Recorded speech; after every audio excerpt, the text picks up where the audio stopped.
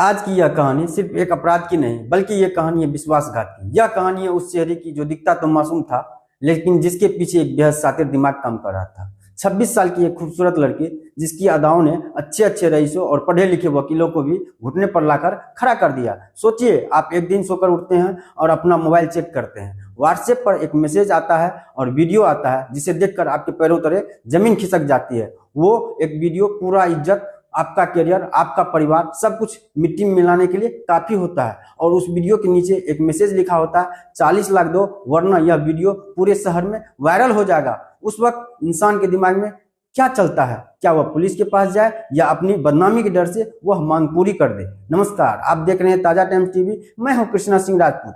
आज की दास्तान इसी डर और इसी ब्लैक मेलिंग का काले खेल की चिट्ठा है। तो चलिए वक्त के पन्नों को थोड़ा पीछे पलटते हैं और जानते हैं इस पूरे मामले की तह तक। यह बात शुरू होती है साल 2025 के अक्टूबर महीने से। राजस्थान का बाड़मेर शहर, एक ऐसा शहर जो अपने संस्कृति और शांत माहौल के लिए जाना जाता है, लेकिन इस शांत शहर में एंट्री होती है प्रियंका नाम की एक लड़की की। प्रियंका, जिसकी उम्र महज 26 साल की थी, देखने में बेहद खूबसूरत, बातचीत में शालीन और किसी को भी अपनी बातों में फंसा लेने वाली।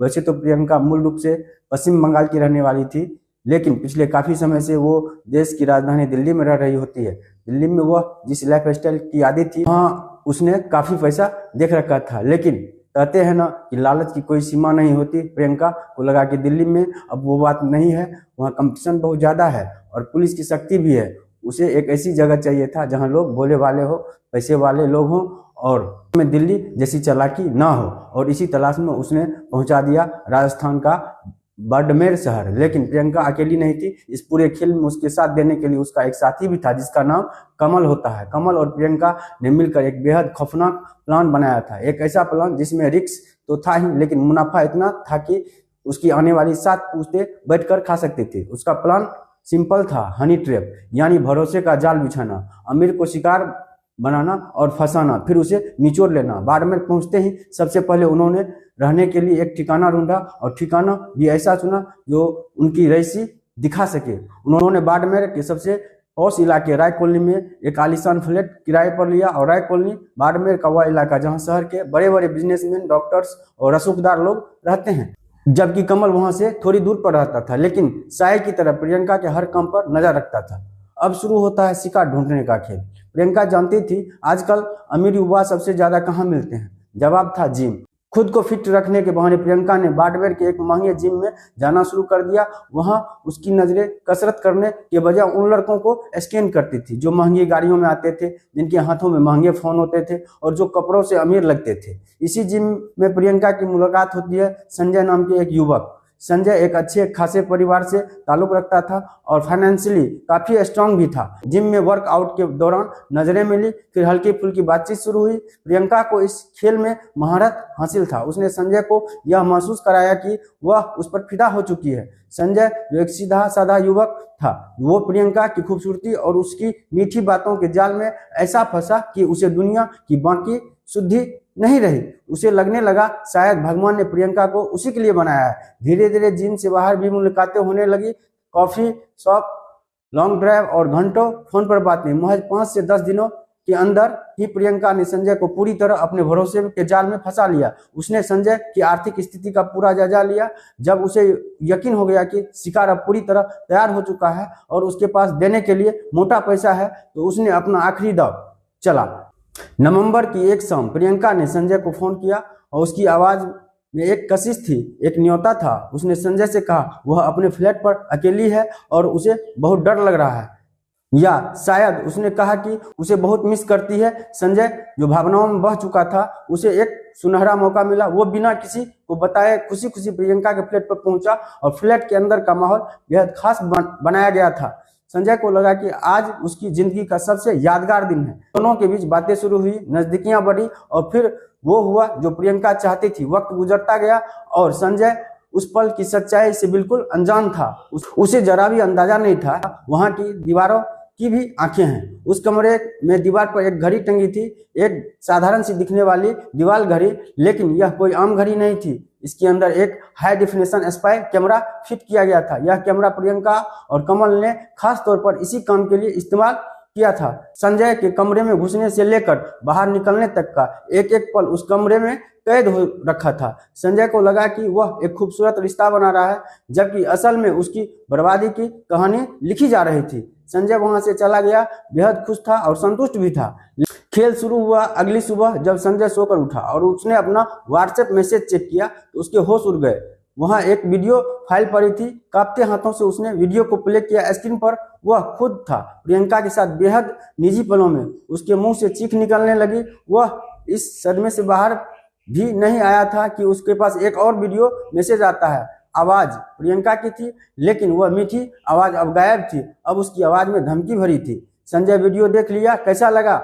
अगर चाहते हो यह वीडियो पूरे दोस्तों, तुम्हारे परिवार और सोशल मीडिया पर ना जाए तो चुपचाप 40 लाख का इंतजाम कर लो, वरना कल सुबह तक तुम पूरे बॉर्डमेर में बदनाम हो जाओगे। संजय के पैरों तले जमीन खिसक गई। जिस लड़की पर उसने इतना भरोसा किया था वो एक शातिर ब्लैकमेलर निकली। उसने तुरंत प्रियंका को फोन किया, गिड़गिड़ाया, मिन्नतें की। उसने पूछा, प्रियंका तुमने ऐसा क्यों किया? मैंने तो तुमसे सच्चा लगाव रखा था। जबकि जवाब में प्रियंका ने रूखेपन से कहा, यह जज्बात सब फिल्मों में अच्छे लगते हैं, मुझे तो पैसा चाहिए। संजय डर गया। उसे पता था कि एक बार इज्जत तो गई तो वापस नहीं आती। उसने अपने अकाउंट से प्रियंका को ट्रांसफर कर दिए, यह सोचकर कि शायद वह मान जाएगी, लेकिन मेलर्स का कभी पेट नहीं भरता। प्रियंका और कमल ने दवा बनाना जारी रखा। उसे झूठे संगीन आरोपों में फंसाने की धमकी देने लगा। भारतीय कानून के तहत ऐसे आरोप कितने गंभीर होते हैं यह संजय जानता था। 2 दिन तक संजय बेहद तनाव में रहा, ना खाया ना पिया, बस उस वीडियो के वायरल होने का डर जो उसे अंदर ही अंदर खाए जा रहा था। भरोसा अब टूट चुका था, लेकिन फिर भी संजय ने हिम्मत जुटाई। उसने सोचा, अगर आज मैंने पैसे दे दिए तो इसकी क्या गारंटी है कि यह कल फिर पैसे नहीं मांगेंगे। यह डर जिंदगी भर उसका पीछा करेगा। आखिरकार उसने एक बड़ा फैसला लिया। वह सीधा बाड़मेर पुलिस थाने पहुंचा। संजय ने आप बीती सुनाई। उसने बताया कि एक लड़की ने उसे कैसे जाल में फंसाया, अब वीडियो के जरिए ब्लैकमेल कर रही है। पुलिस के लिए यह मामला नया नहीं था, लेकिन जिस तरीके से यह अंजाम दिया गया था वह जरूर चौंकाने वाला था। पुलिस ने तुरंत मामला दर्ज किया। अब बारी थी पुलिस ने एक्शन की। पुलिस ने संजय को समझाया कि उसे डरना नहीं है, बल्कि पुलिस के प्लान के मुताबिक प्रियंका को फंसाना है। पुलिस ने एक टीम तैयार की और संजय से कहा वह प्रियंका को फोन करे और कहे कि वह पैसे देने के लिए तैयार है। संजय ने वैसा ही किया। उसने प्रियंका को फोन किया और कहा कि मैं पैसे ले आऊंगा, लेकिन मुझे थोड़ा वक्त दो। प्रियंका मान गई, लेकिन कहानी में ट्विस्ट अभी बाकी था। जब पुलिस इस मामले की जांच कर रही थी तभी एक और चौंकाने वाला खुलासा हुआ। सिर्फ संजय नहीं, प्रियंका के जाल में एक और बड़ी मछली फंस चुकी थी। वो थे शहर के एक नामी वकील। जी हाँ, एक ऐसा इंसान जो कानून का जानकार था। वो भी इस साजिश से नहीं बच पाया। वकील साहब की कहानी भी कुछ ऐसी ही थी। प्रियंका ने किसी कानूनी सलाह के बहाने किसी केस के सिलसिले में उनसे संपर्क किया। धीरे धीरे बातों का सिलसिला बढ़ा और वकील साहब को भी फ्लैट पर बुला लिया गया। वहां भी वही हुआ जो दीवार पर टंगी घड़ी थी, छिपा हुआ था कैमरा और फिर एक समझौता करने वाला वीडियो। वकील साहब से भी 40 लाख की डिमांड की गई थी। वकील साहब ने अपनी सामाजिक प्रतिष्ठा के डर से शुरुआत में पुलिस को नहीं बताया, लेकिन जब प्रियंका ने उन्हें ब्लैकमेल करना जारी रखा और झूठे केस की धमकी दी, उनकी भी हिम्मत जवाब दे गई। पुलिस को जब पता चला कि एक वकील भी इसका शिकार हुआ है तो मामले की गंभीरता और भी बढ़ गई। अब पुलिस के पास 2 पीड़ित थे। पुलिस ने अपनी रणनीति बदली। उन्होंने तकनीकी का सहारा लिया। साइबर सेल की मदद से प्रियंका और कमल की लोकेशन ट्रेस की गई। पता चला कि वह अभी राय कॉलोनी वाले फ्लैट में ही है। पुलिस की एक विशेष टीम सिविल ड्रेस में उस इलाके की घेराबंदी की। एक तरफ संजय को पैसे देने के बहाने भेजा गया और दूसरी तरफ पुलिस ने चारों ओर से जाल बिछा दिया। जैसे ही पैसे की लेन देन की पक्की बात हुई, प्रियंका अपने साथी कमल के साथ पैसे लेने के लिए तैयार हुई। पुलिस ने छापा मारा। फ्लैट का दरवाजा खुला और पुलिस अंदर दाखिल हुई। प्रियंका और कमल लाखों रुपए गिनने के सपने देख रहे थे। पुलिस को सामने देख हक्के बक्के रह गए। पुलिस ने सबसे पहले उस कमरे की तलाशी ली। वहां दीवार पर टंगी घड़ी मिल गई। जब उस घड़ी को खोलकर देखा गया तो अंदर छुपा हुआ था स्पाई कैमरा और मेमोरी कार्ड बरामद हुआ। यह पुलिस के लिए सबसे बड़ा सबूत था। उस मेमोरी कार्ड में न जाने कितने ही लोगों की इज्जत कैद थी। पुलिस ने प्रियंका और कमल को गिरफ्तार कर लिया। पूछताछ में जो बातें सामने आई वह और भी डराने वाली थी। प्रियंका ने बताया उसका निशाना सिर्फ संजय ही नहीं, वकील साहब नहीं, उन्होंने एक बिजनेसमैन को भी अपना शिकार बनाया था। उस बिजनेसमैन को घर बुलाकर प्रियंका ने उसे पीने के लिए कोल्ड ड्रिंक दी थी, लेकिन उस ड्रिंक में कुछ ऐसा मिलाया गया था जिससे वह अपनी सुध बुध खो बैठा और उस बेहोशी की हालत में प्रियंका ने उसके साथ समझौता करने वाला वीडियो बनाया। तब वह होश में आया, कुछ उसे याद नहीं था, लेकिन प्रियंका ने उसे वीडियो भेजकर ब्लैकमेल किया। यानी यह गिरोह सिर्फ वीडियो नहीं बनाता बल्कि लोगों को बेहोश करके भी फंसाता है। पुलिस को पूछताछ में यह भी पता चला कि प्रियंका पश्चिम बंगाल से है और कमल बाड़मेर का ही लोकल निवासी है। कमल वह शख्स था जो स्थानीय लोगों की जानकारी जुटाता और कौन कितना अमीर है, किसका परिवार कैसा है, किसको फंसाना आसान होगा। प्रियंका उस जानकारी को इस्तेमाल करके अपना जाल बिछाती। गिरफ्तारी के बाद दोनों को कोर्ट में पेश किया गया। पुलिस ने रिमांड की मांग की ताकि यह पता लगाया जा सके कि इसके गिरोह में कितने लोग शामिल हैं। कोर्ट ने उन्हें 2 दिन की पुलिस रिमांड पर भेज दिया। लेकिन दोस्तों, कानूनी प्रक्रिया के बाद उसकी कुछ ही दिनों के बाद जमानत मिल गई। जमानत मिलते ही जैसे ही अक्सर शातिर अपराधी करते हैं, प्रियंका फरार हो गई। पुलिस के हाथ फिर से खाली हो गए। जमानत पर छूटते ही उसने अपना फोन बंद कर लिया और अंडरग्राउंड हो गई। उधर पुलिस और पीड़ित परेशान थे, कहीं वह फिर से नए शहर में अपना नई दुकान जाकर न सजा ले। इसी बीच एक और खबर आई। जमानत पर छूटने के बाद प्रियंका रुकी नहीं, बल्कि उसने भागने की फिराक में अपनी लोकेशन बदल ली। लेकिन पुलिस भी इस बार सतर्क थी। जैसे ही नए पीड़ितों की शिकायत सामने आने लगी, मीडिया से बात उड़ी, पुलिस ने उस पर शिकंजा कसना शुरू कर दिया। यह खबर फैलते ही बागडोर के और भी कई लोग सामने आने लगे जो लोक लाज के डर से अब तक चुप थे। किसी से 5 लाख, किसी से 10 लाख। इस गिरोह ने न जाने कितने लोगों को लूटा था। पुलिस ने बताया कि यह हनी ट्रैप का मामला अब एक ऑर्गेनाइजेशन क्राइम की तरह लग रहा है, ठीक वैसे जैसे कुछ समय पहले राजस्थान में कुछ बड़े गिरोह सक्रिय हुए थे।